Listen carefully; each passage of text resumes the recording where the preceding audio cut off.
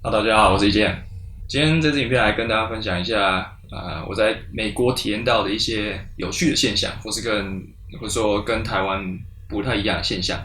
今天心血来潮，我想说用英文来试试看，希望之前有教过我的英文老师们，如果看到这支影片，不要觉得太丢脸。Alright, let's go.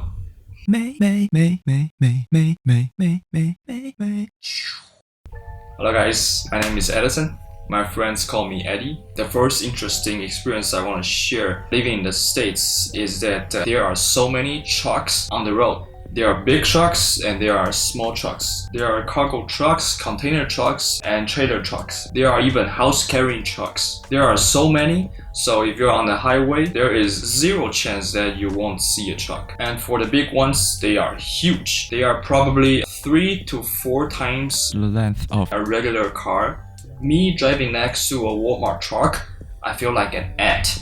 And many times you will see spikes on the wheel of the truck. I did some research and it turns out it is a cover for the wheel lugs. The wheel lugs are the bolts that hold the wheels in place on the vehicle hub. So the spikes protect the lugs from water, debris, and ice. Another function of the spikes is that it serves as an alert to other drivers to not get too close to the truck. Well, I certainly only buy the second statement. Anyway, there are a lot of trucks in the United States. In fact, anyone can rent a truck super easily. I have moved several times during my stay here, and every time I moved, I'll go rent a truck either from Home Depot, that's like 特力屋 in Taiwan, or U-Haul, that's a truck rental company. Another fact, the best selling vehicle, the number one selling vehicle in the United States is a truck. It's called a pickup truck, 皮卡. It looks like this. And the one American housemate that I had several years ago, he had a pickup truck. This kind of shows that how much Americans like trucks. The second interesting thing I experienced here is that there are a lot of bikes. People like bikes. I mean motorcycles. I mean 大型重型机车. I'm talking about a vehicle that has engine displacement more than 1 liter. Not the 125cc or the 小绵羊 you see in Taiwan. That's called scooter, 速克达. I almost don't see scooter here. And for bikes, the brand I see the most is Harley Davidson. Harley. They are bikes which you wear a leather jacket or a vest and sit with a poster like this, looking like a boss.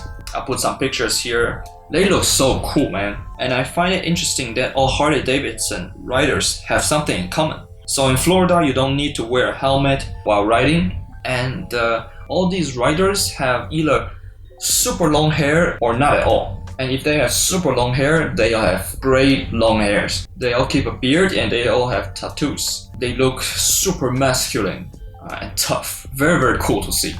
Another difference between here and in Taiwan is that there are very few speed cameras here. I guess this depends on which part of the states that you are living in. I'm living in a small town and there's zero speed camera.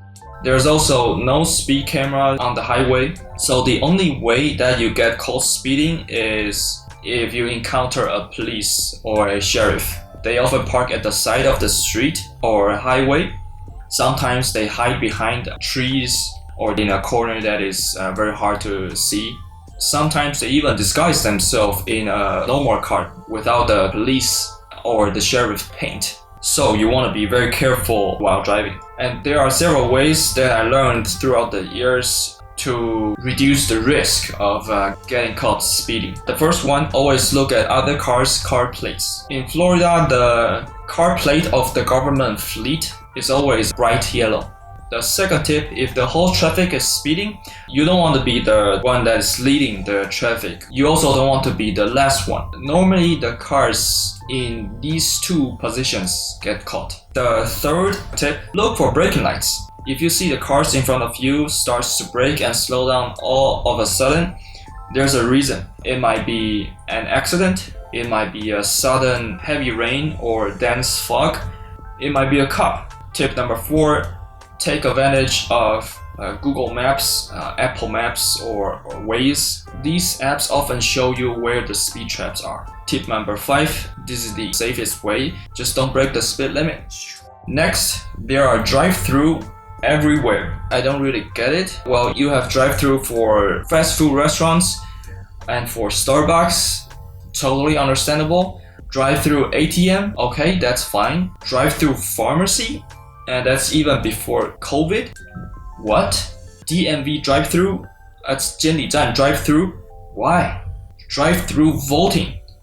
That's just insane. Yo, United States, you got lots of land, you got lots of parking spaces. Why do you need drive-through for everything? Just get out of the car and walk a bit. Exercise. It's good for your health.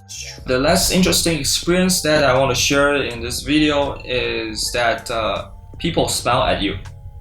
Yeah, that's right. People will look at you and smile at you. I first experienced this when I moved into a gated community. One day, I was in my car leaving for work and I saw a man walking his dog, and it's a very cute dog. While I was admiring the dog, the man waved at me and smiled at me. I naturally waved back and smiled back.